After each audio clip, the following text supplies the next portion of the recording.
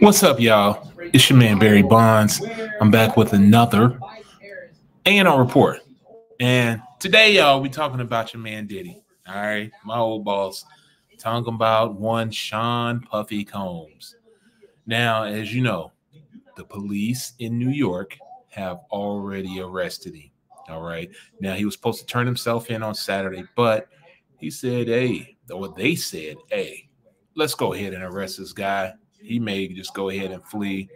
So that's pretty much what it is right now. But I don't know, man. You know, this right here is something different.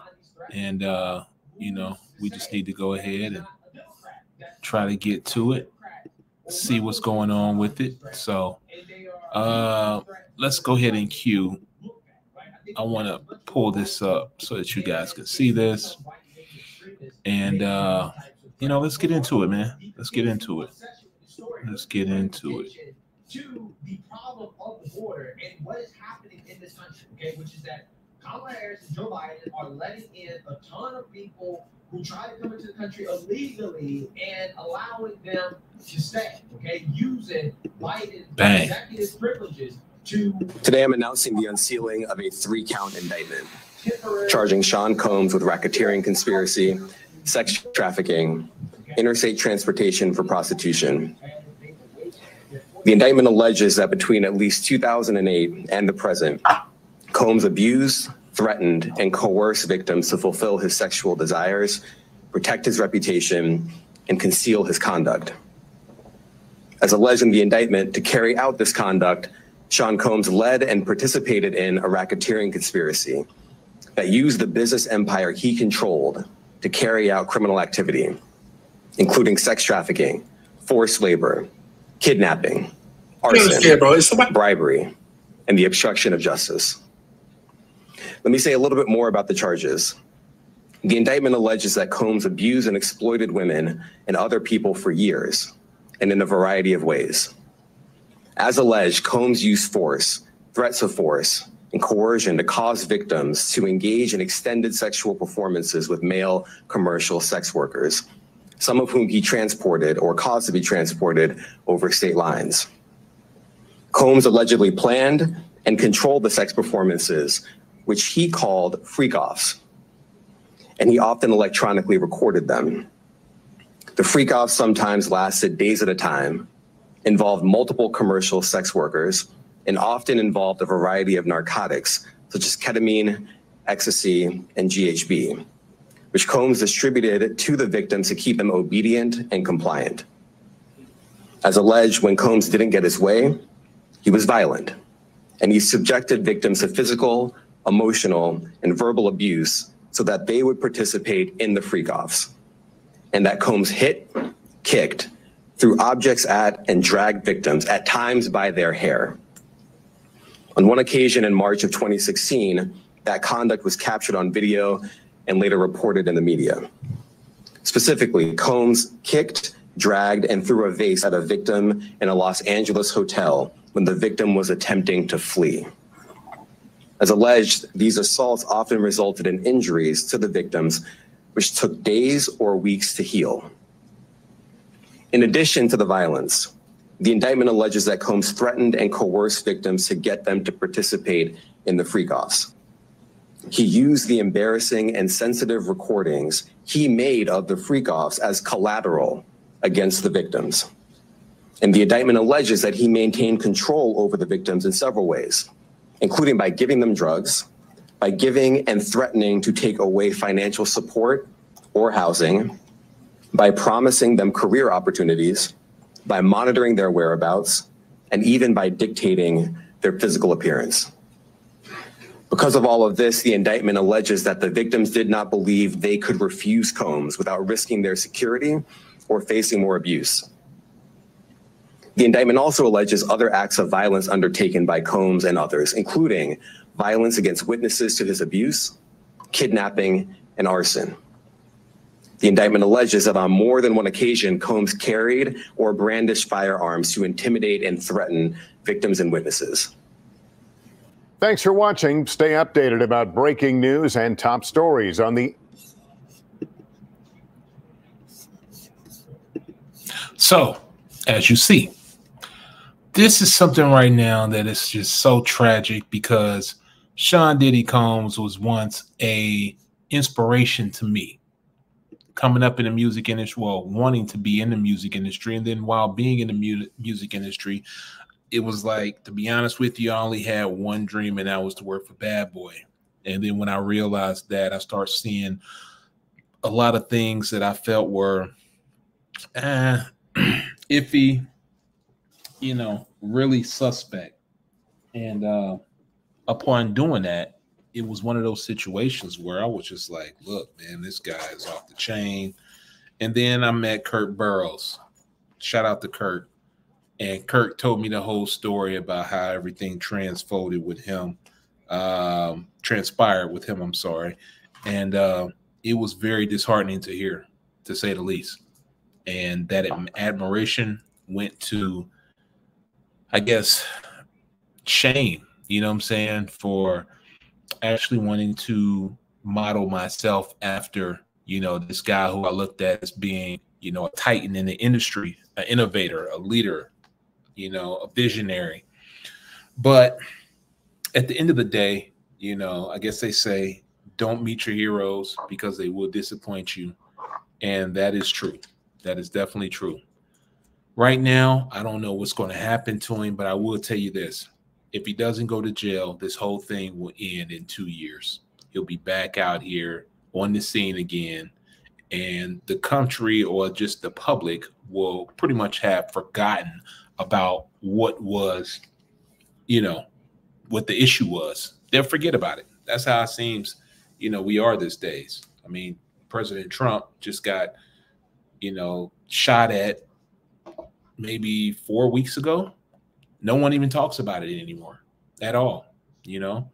So I'm pretty sure that if he does not go to jail, trust me, this whole thing will blow over. Not saying that I want it to, but it's a shame how, you know, these titans of industry tend to lose their empires because of pussy. Because of pussy. Seriously, it is so cheap. It's so whack to me that it's just like, come on, man. You're going to risk it all for some pussy? I'm telling you guys out here, you artists, you young guys, let me talk real with y'all for a minute, man. You young guys need to understand that there are more things to this world, more treasures, more, you know, valuable things in this world than pussy. And you guys are risking it all for some pussy. It makes no sense. It makes no sense at all. You guys, for real, need to quit being perverts. Leave these chicks alone, because as you see, the majority of them are just out for a quick payday. Now, I'm not saying that, you know, these guys don't do all kind of, you know, scumbag shit, because that is definitely true. I've seen it. But I'm saying is that you guys need to have better dick discipline than to sit here and put it all on the line just for some pussy. It's not worth it. It's definitely not worth it. You know what I'm saying? You will sit here and risk your whole career just to get some pussy. Man, listen, I wish I would. I wish I would. That would be a cold day in hell. Oh, it's sad, but you know, you guys need to understand that risking it all for the box is not something that is even on the table. And you guys need to make sure that people that you're around. Now, if we go back historically, let's be honest. Who's risked it all for the box? Mike Tyson. Mike Tyson got caught up, did what, 3 years? Tupac got caught up, did 2 years. Who else? You know, there's a number of people that got caught up. Bill Cosby, R. Kelly, all black men that have gotten caught up just for pussy. It makes no sense at all. It's stupid.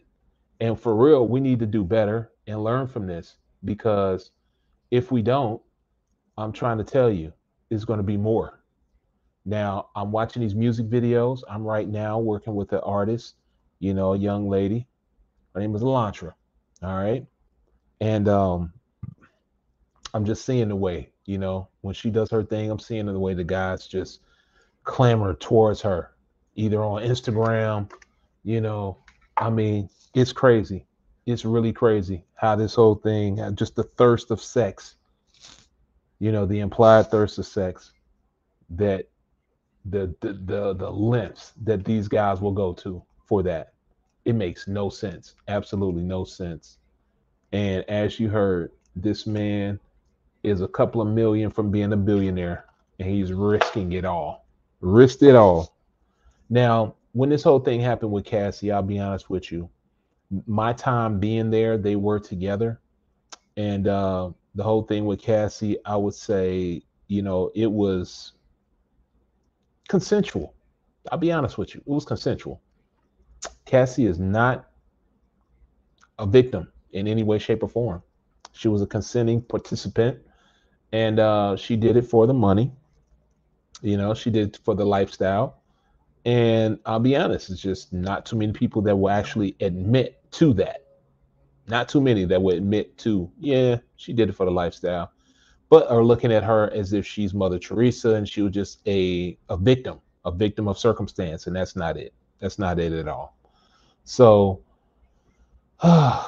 you know, it's really disheartening, because Bad Boy, now they may go and they start wanting to cancel, you know, the music. The music raised a generation, a couple of generations. You know, there's a lot of great artists that came through those doors, through that company, and shaped the, you know, the childhoods, the young adulthoods of many people.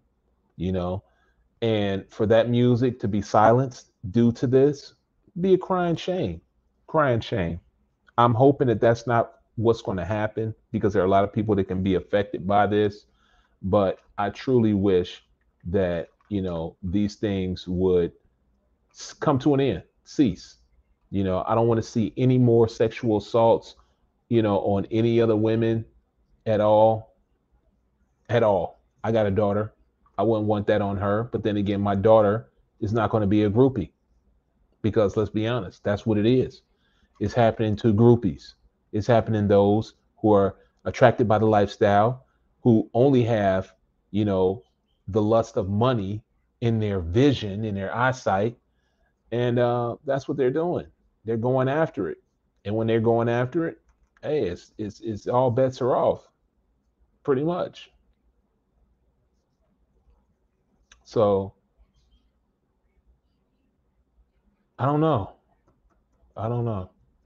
I just feel like it's just something that we need to, for real, look into, and we know, correct ourselves. Dig discipline, fellas. You don't want to risk it all the hard work that you put into being an artist, you know, to grow and perfect your craft, grow your business, perfect your craft, and then you give it all up because you just a horny bastard that just wants some box. The average orgasm is 8 seconds. 8 seconds. So you're risking it all for 8 seconds. It's really stupid.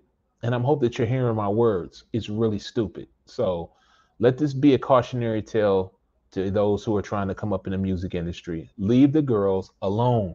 All right. Leave them alone. Look at them. You know what I'm saying? If you got one, make sure that she gives consent, because this world is very strange and very different now. You got to get consent. If you don't get consent, they're going to consider it a sexual assault, a SA, or EPAR, spelled backwards. All right. That's pretty much it. That's all. I just wanted to come and give you this guys' word. Hopefully, you know, you guys can delineate the information, take the meat, leave the bones. I mean, in this situation, you pretty much better take this whole situation, take this whole sermon here and apply it to your life, because you do not want to get caught out there. Trust me, he's probably going to have to file as a sexual offender, a sex offender, for the rest of his life if this goes through. So, man, leave your comments in the box below. Other than that, I'll get with you guys on another trip around. It's the A&R Report. I'm BBondz. I'm a little chill now. You know what I'm saying? I'm a little laid back. Got a lot of stuff coming up. Shout out to Howard University, though. Just left Howard. Was able to go down there. Shout out to Jazz Young for hosting me at the Warner Music Business or the Music Industry Business School or business course there, the class that they have there. Yeah, it's dope. Those kids are down there getting a first class education in the music industry and then are getting internships and then jobs. So if that's one of your focuses or your interests, you definitely better check Howard University. So I'm gonna get at you guys in a minute. As you know my motto, positive minds move forward. I'm out of here. Peace.